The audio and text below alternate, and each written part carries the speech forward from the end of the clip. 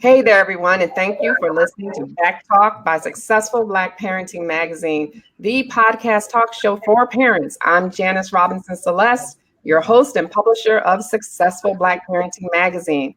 I want you to tell all of your friends and followers about the show right now. So if you're listening, go to our Facebook page for Successful Black Parenting and share the link with your followers. If you're listening on Anchor or Spotify or iTunes, make sure that you also hit the share and share this podcast with someone who needs to hear about eczema, because that's what we're going to be talking about today. Even better, though, you can click the options right now if you're watching on Facebook and start a watch party. Get all your friends listening and watching, and you can comment. If you are watching this right underneath the box where I'm talking, you can put a comment and do it early because I will put the best comments live on air. And it can take a while for your question to populate backstage here where I am. So ask any questions early, so don't wait. And know that our hashtag for the show is hashtag BACKTALK. My special guests today are the Dixon family. Hi, guys. Hey, how you doing? How you doing? All right, do me a favor. Please introduce yourselves real quick. I'm Lori Dixon. This is my son Isaiah. He's 17 years old, and it's my husband Reggie. And Isaiah has been suffering with atopic dermatitis almost all of his life since he was about 2 years old. Okay, and we also have Dr. Mercedes. Hold on. We have Dr. Mercedes Gonzalez. And hold on, let me get out of here. Hold on. And she is a dermatologist that offers unique expertise in the evaluation and treatment of all skin, hair, and nail conditions in newborns and in children and in teens. So we want to welcome you also to the show. So how are you, Dr. Gonzalez? Thank you. Hi, how are you? I'm doing well, thank you. It's a pleasure to be here and be on the show. Well, thank you. And the reason that we have this special broadcast today is because October is National Eczema Awareness Month. And this topic is really close to my heart since my youngest daughter suffers from acute atopic dermatitis, also known as eczema. So we're going to be referring to it back and forth, but know that we are talking about what most people know as eczema. And so let's start with Dr. Gonzalez. You're the expert here. So this is more serious than just dry skin. What is atopic dermatitis? Right, so you were right in mentioning that it is a type of eczema, and often those words are used interchangeably, but atopic dermatitis is the specific type of eczema that typically presents really early in life. About 90% of affected patients or people have symptoms before 5 years of age, and 60% of individuals affected have symptoms in the first year of life. And it's characterized by a dry, sensitive skin, which you inherit, that's extremely sensitive and will react to many different things in the environment with patches of dry, itchy skin that come and go. And the location of these patches vary by age. So when you're very young, the patches with these itchy pink skin will present on the cheeks or on the outsides of your arms and legs. And as you get older, it presents more in the flexural surfaces, so in the creases of your elbows and the backs of the knees. Okay. Does it look different for some children of color than it does for white children or light-skinned children?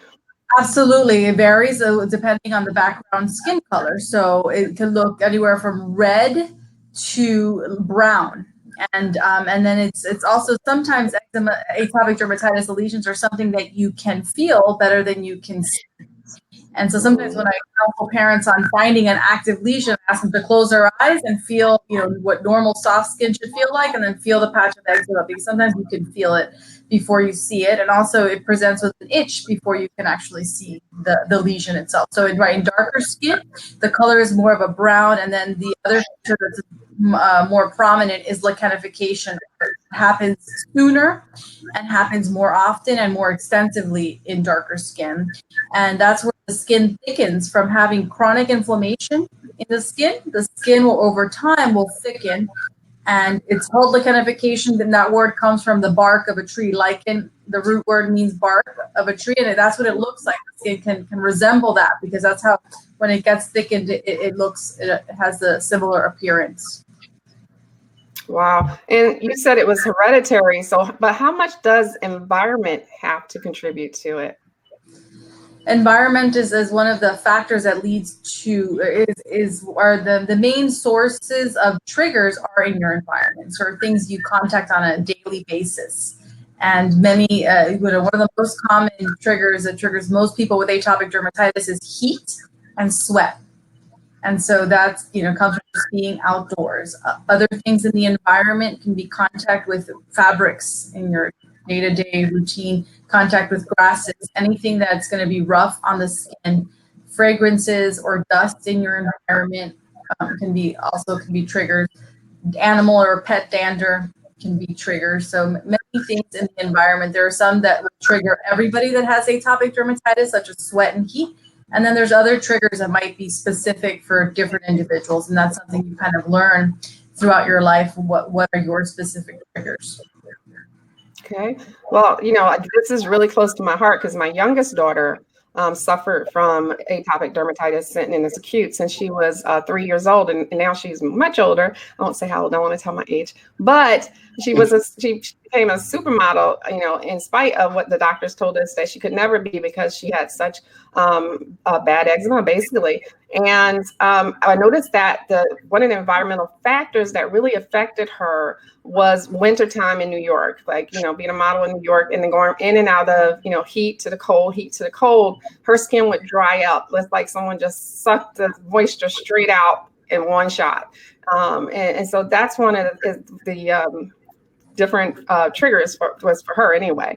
So if you live in a cold environment, does it make a difference versus saying living in the Caribbean or in a warm environment like maybe Florida or Southern California? No, there are people with eczema in all of those environments. And really one of the key things is really about the change in the season. So that's a very common trigger, the change going from hot to cold. And sometimes in the winter time, that's what happens. You are going from, heated place and then outside to the cold. But what happens in the winter time up in the Northeast is, there's less moisture in the air. So the air is drier, and that can lead to your skin getting dry more easily. I see. Yeah, so the heat and sweat and humid environments are a trigger too, just like the dry air can be a trigger. Also in the winter time too, I'm sure the wool clothing didn't help. Wool clothing is the wool fabric against the skin is a very common trigger also. Yes, for sure. That is definitely drying and itchy. So let me ask the Dixon family. Now, I saw that you participated in a series of educational videos called Understand AD Squad, which stands for atopic dermatitis, also known as, we're going to keep saying, just in case people just tuned in, eczema. Now, Isaiah, you have eczema, atopic dermatitis, and it's also acute. How long have you had it? Oh, I've had atopic dermatitis since I was 2 years old. It's been a rough journey in terms of growing up in school, having to go to school and be uncomfortable some days. Because as always, the school that I've attended as adolescent, and even now we wear khakis and polo shirts.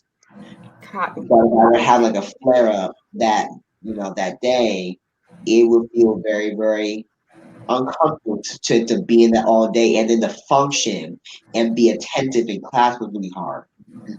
And also, it affects other things like my social life. I was unable to play sports as as a child because when most kids grow up, they start playing sports when they're maybe 6, 7, 8, 9 years old. I was inside because my skin was just so bad. I could not be outside in the summertime playing whatever sport I wanted. And I really wanted to play baseball because that would have been my main sport that I played even now. But now I don't play a sport because my AD.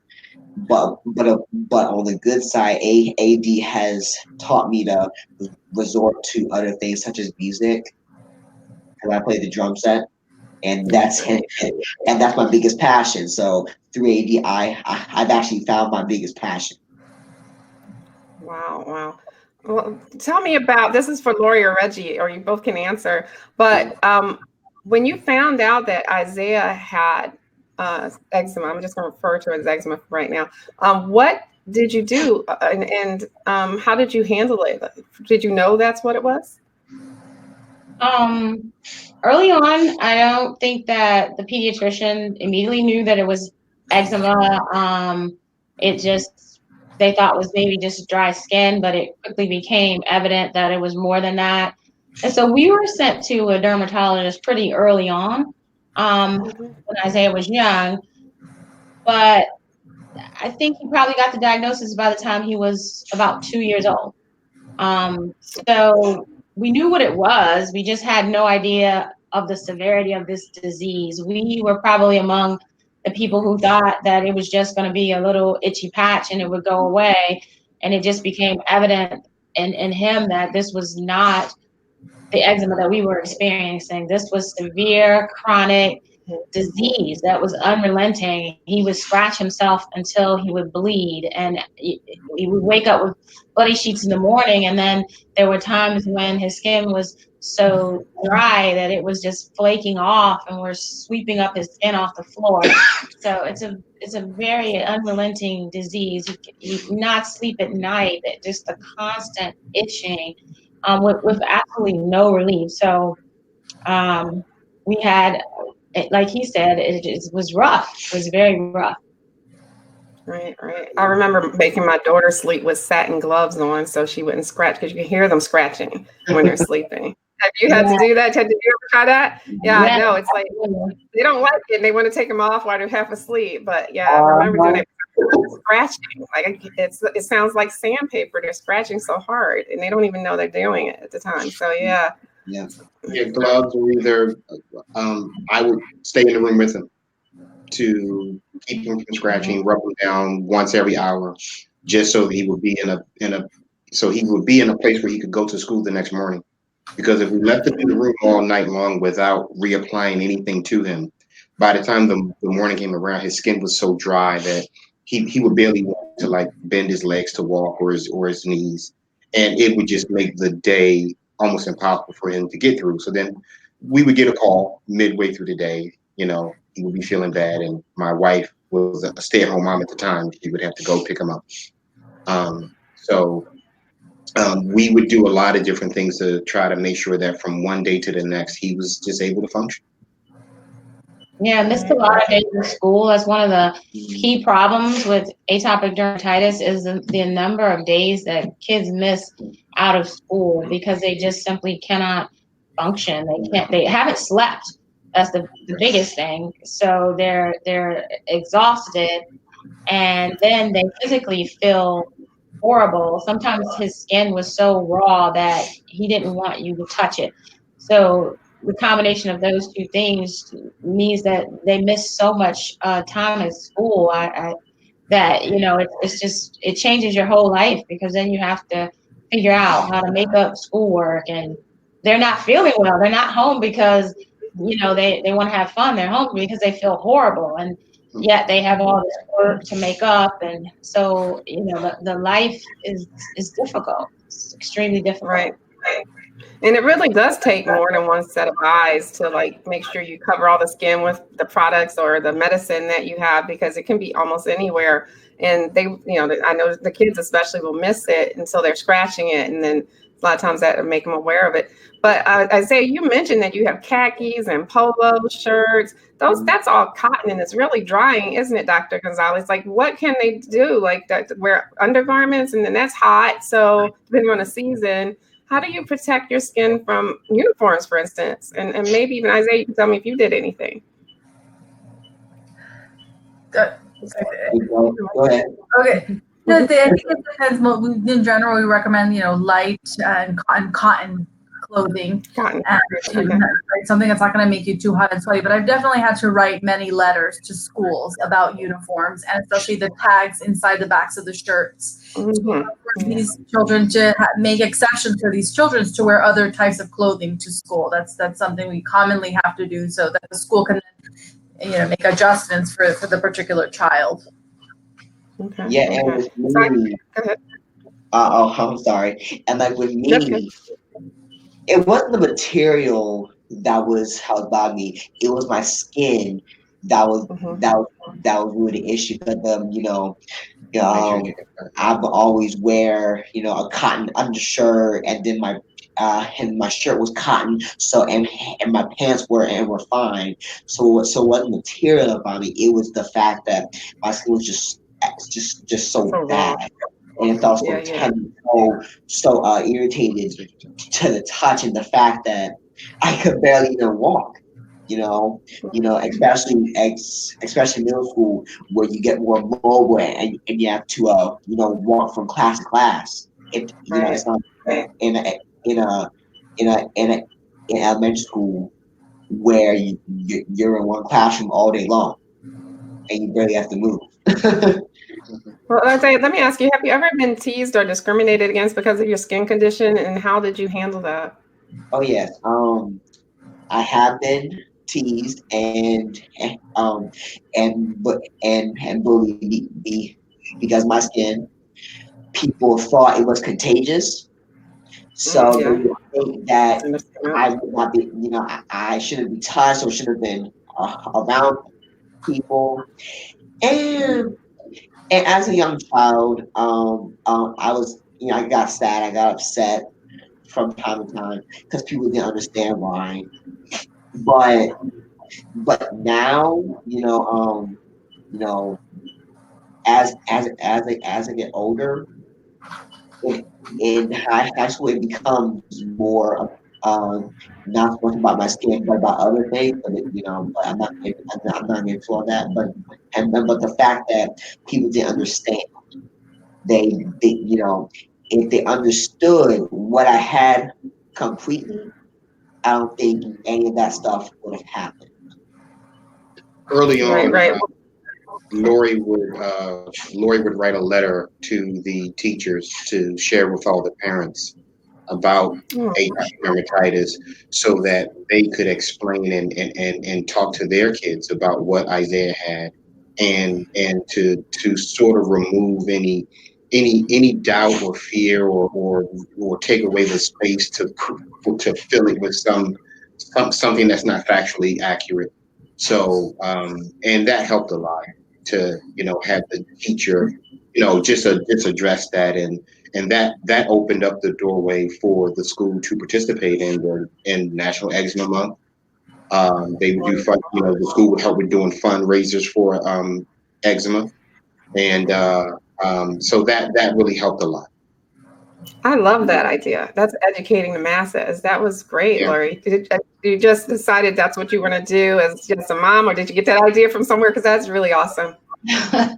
No, actually, that one came just from being a mom. I decided that I would put myself in the place of the person who was on the other side of seeing my child and not being sure of what was going on with him. And I just decided to be proactive to let them know about it so that they could talk to their kids. And Isaiah he was in kindergarten, of course, when that happened. And kids were running from him on the playground, and they had no idea what they didn't know what was going on.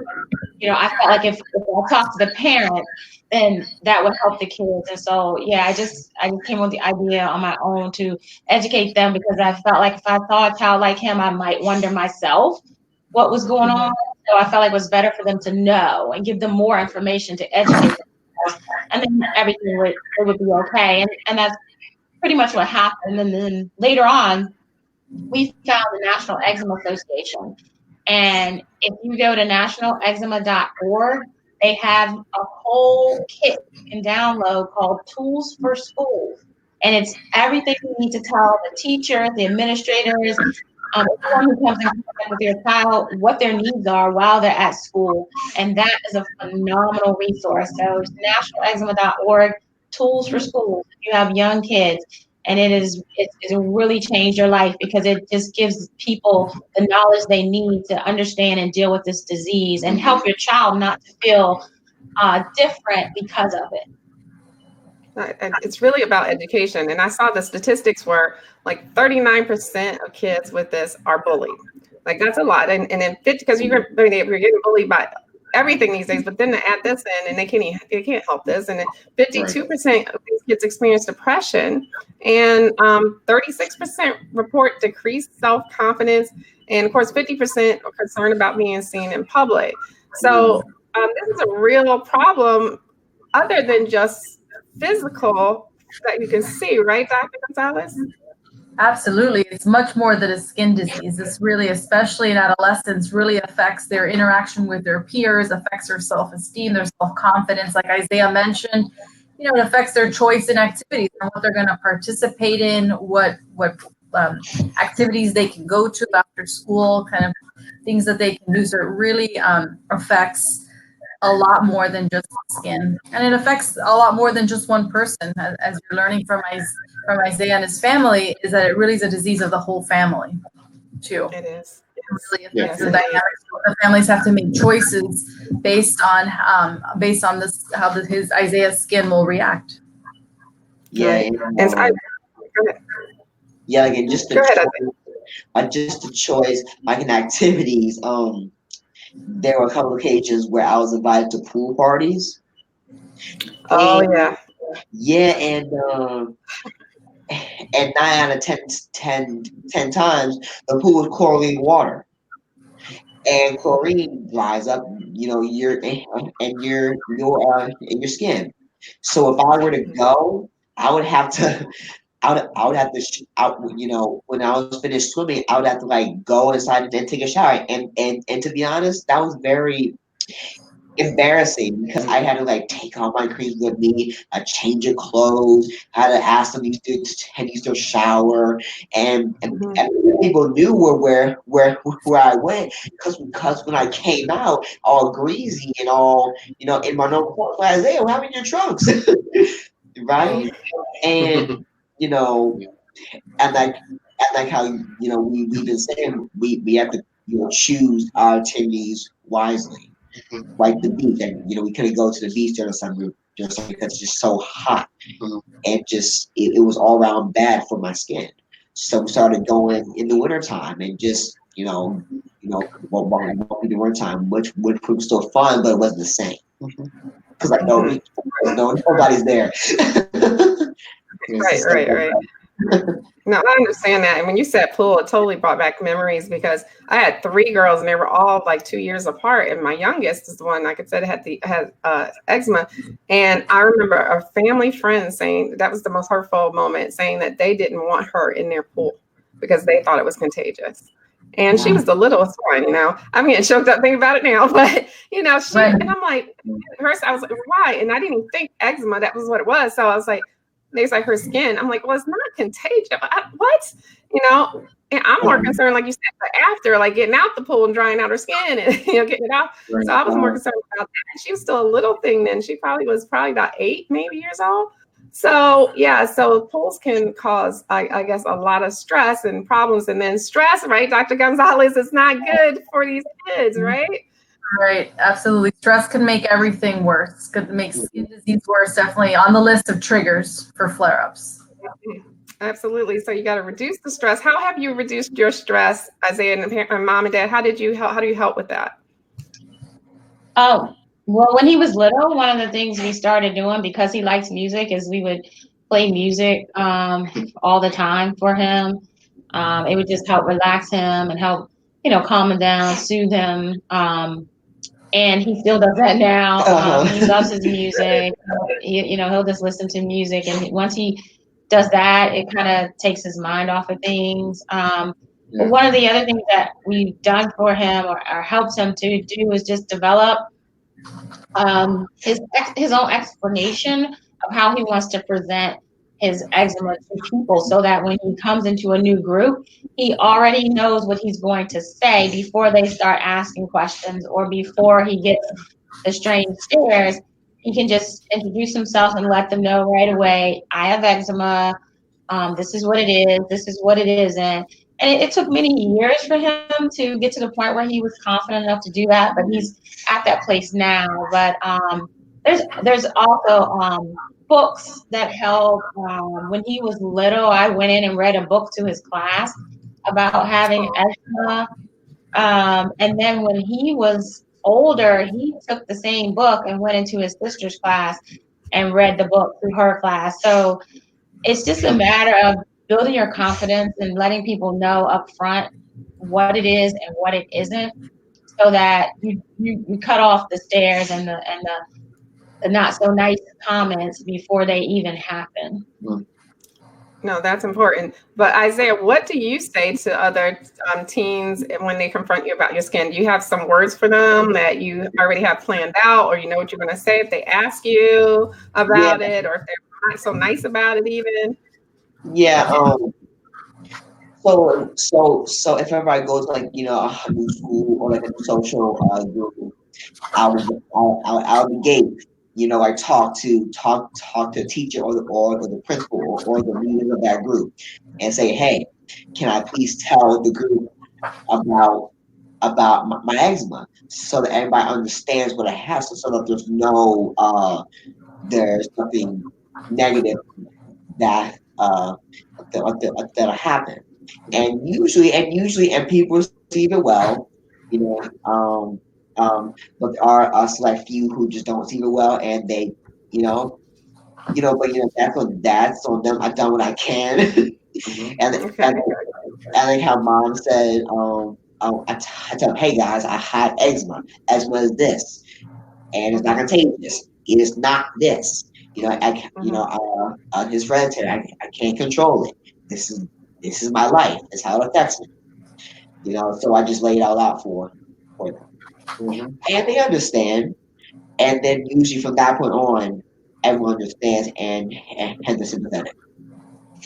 So it's about being proactive, basically, so that you don't have to have those confrontations where you have to say something or defend what you have and say, hey, it's not what you think, or whatever you would need to say in a situation like that. So I like that idea of being proactive. So if you guys are listening out there and you have a situation that's similar to this, being proactive and being able to talk about it. And I know not every kid can get up and do what you do. I think that's pretty brave of you to be able to talk to your peers about this. Some people are shy, so I'm not sure how proactive they would be. And maybe a letter like your mom wrote might be the way to go. But let me ask your parents, did you also hear from doctors when he was younger that he would grow out of it? That's what I kept hearing. Oh, she'll grow out of it. And she never did. No, I don't think we've ever heard that from doctors, but of course, all the family members and friends who all want to be doctors would oftentimes say that to us. Just rub this on it, kind of thing. And so Vaseline. Get some Vaseline. Right, put that on. Right. Right.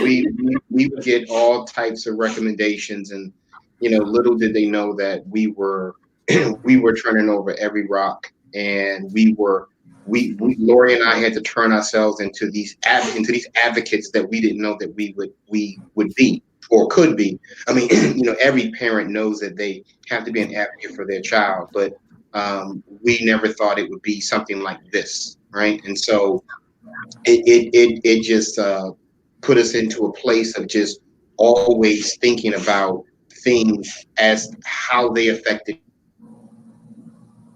Okay, yeah, you have to be an advocate. Yeah, to where we go on vacation, to how many activities we choose to try to put into one day. All of those things had to be factored in, and so we were constantly advocating for him, even just in terms of what we do, not just to outside people who may not understand. Okay. Now, what, if anything, had you have to do that might have been kind of what you might consider extreme? Have you had to do anything extreme for his skin, to protect his skin, or anything that most people wouldn't think you had to do? Is there anything like that? I don't know. We have staying up all night that's pretty extreme. Staying up all night. Yeah, and then go to work the next day. I mean, Reggie can share his nightly routine with you. Yeah, the nightly What is your nightly routine? As I sort of talked about earlier, we would, put him in the tub, try to make sure that the water wasn't too warm, rub him down, and then when he falls asleep, I would sit in a chair next to his bed and just kind of lean over his bed like this. And every hour I would just start to rub him down. Or if I heard him move like he was about to start scratching, I would be there to kind of calm his hands down and just keep rubbing him down. And I would do that until about 4:30 or 5 a.m. Because then by that time he would just kind of really be deep in the sleep and not moving much anymore. And then I would go and lay down for about 2 hours peacefully, and then get up and go to work. And during those times, Wow. I was a stay-at-home mom still. So then, she would take him to school, but if there were any doctor's appointments and things like that, or if he called and had to come home from school, she was always there to to take care of those things. Yeah, and Well, there's that. Go ahead. yeah, and not everything was at night. I mean, the majority of it, of the other stuff that Mom talking about there at night. Mhm. But at least for me, like during the day and night, I did marching band. And over the summer, it was in August. We had band camp, and band camp was basically a time where the band could like get to know each other and to learn the music and for your show. But of course, it's in like August, right? So it's like blazing hot, 90 degrees, 95 degrees, humid in the grass. So what I would do is I would wear like long sleeve compression shirts and compression tights in 90-degree weather. And when everybody, Wow. and then like I'm out there doing my thing musically, and people ask me, Isaiah, why do you have long sleeves on and it's on the other side? I tell them because the grass, the bugs in the grass, the heat, it bothers my skin. So I have to protect. I have to protect my skin. Right. What instrument do you play in the band? I play the drums, drum set. Oh, you come. Okay, okay, good, awesome. And I know it sounds like you have a really disciplined routine. Have you found anything else that works that other parents might want to know about that has been very helpful? Oh no, when he was younger, and doctors will usually give you the advice. There's a wet wrap routine that you can use, and Dr. Gonzalez can speak about that.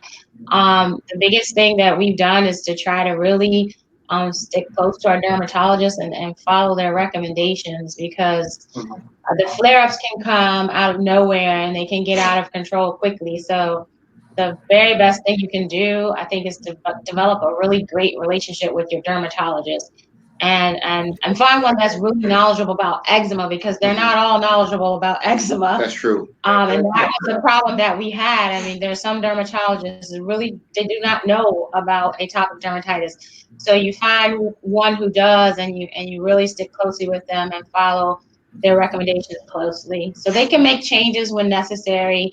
But that's definitely the key. Good. What symptoms, Dr. Gonzalez, should parents look for if their child might have this? And is there a cure, or is it just treatments? So for the first question, symptoms to look out for. So this is a condition that typically presents very early in life. And so in infancy and young childhood, the kids will have very sensitive skin. That's what the parents will notice, that the skin gets irritated with dry, itchy patches. In lighter skin, it may be a pink blotch. In darker skin, it might be an itch that's thicker. And that'll happen in response to many different normal everyday triggers in your environment. And another hallmark of the condition is that your sweat makes you itchy. When your sweat makes you itchy, that's kind of one of the hallmarks as well. Also, kind of very dry skin that is hard to moisturize. So you put the moisturizer on and boom, in 5 minutes, it doesn't feel moisturized. That's another kind of mark of the condition. And this is something that comes and goes. So the chronic nature is another thing. You might have a kid that maybe has a little flare up in response to something, but then never has it again. That's not atopic dermatitis. Atopic dermatitis characteristically is going to have, it's going to come and go.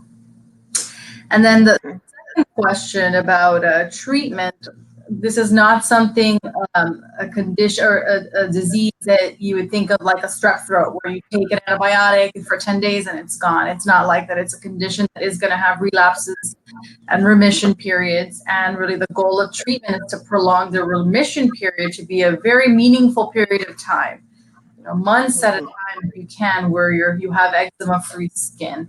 And there's different combinations of treatments. And just like Lori, Reggie, and Isaiah mentioned, the important thing is to have a good relationship with a dermatologist who has an interest and an expertise and a knowledge of eczema and all the available treatments. Because many times what's working today may not be what's going to work for you a few years down the line. And your environment changes. Like Isaiah's going off to college now. He's going to be in maybe in a different city, maybe not. I'm rooting for Miami, that he comes down here. Who knows where he's going to be? So it's a different environment, and so your routine, the products, everything that you use might change, and it's going to have to evolve depending on your environment. So having that good relationship, where you're able to go in regularly and discuss what's working for you and what's not is very important. Okay. All right. Isaiah, for other teens that are out there, do you have any last words or advice that you would like to give to them if they're living with chronic skin disease like atopic dermatitis? Like what words of encouragement can you give them? Yeah, I basically just want to tell people like how I did with the Understand 80 Squad. It consists of a dermatologist, Dr. Gonzalez herself, a peer who also has it, AD too, and then a therapist, and I have all three, and they really have helped me really get through living with AD, and just the fact that life is not easy doing it by yourself. But if you could build your own squad like I did, I think that'd be very helpful. So get a dermatologist, get a peer, or find a peer who also has an independent therapist in case you ever feel down or you want to just talk about how you're feeling regarding your AD. That's great advice. Let me ask Lori and Reggie, what can you give some parents who may be going through this some hope, especially if they're sleep deprived, for doing what you've done, Reggie, to staying up all night with their child, trying to make sure they don't scratch their skin raw? What kind of advice could you give to them, or hope or inspiration? I would say, and I'm sure Lori's going to have something to say also, but I would say, for us, discovering the National Eczema Association was a total game changer, because it gave us the opportunity to just get information and that we just didn't know. We didn't know what we didn't know sometimes, and to be able to attend the conferences and have access to doctors like Dr. Gonzalez and Dr. Leo in Chicago. I mean, all of these people across the country who are just leading the way in treating atopic dermatitis, excuse me. We would have FaceTime with these. I mean, the direct FaceTime to talk to these people, where that just wasn't possible. When we went to the conference in Boston, talking to people, from Harvard and Yale and different places. And so that getting that type of information was huge. The other thing that was great was seeing other families who were struggling with this just like us.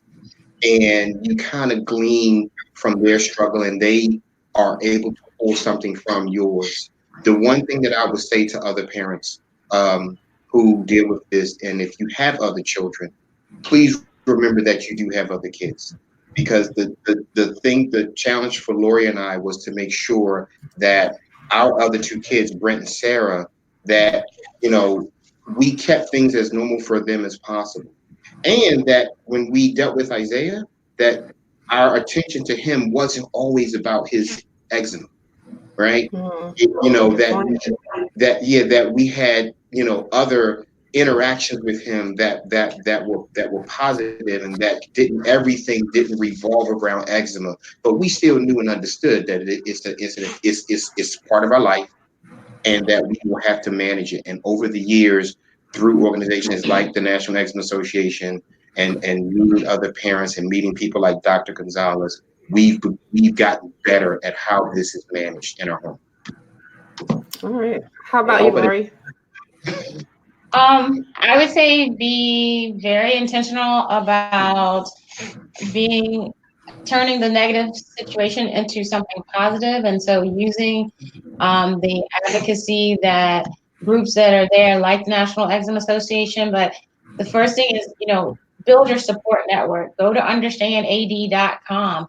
There is a wealth of information there on the different areas and how to deal with the disease. And being a part of the Understand AD squad has helped us in so many ways to reach other people. And I think that's what the goal is. If you know that you are not alone and that you have support, it makes all the difference in the world for you. So go to understandad.com, watch the videos, and then check out all the resources there, and just start building your squad.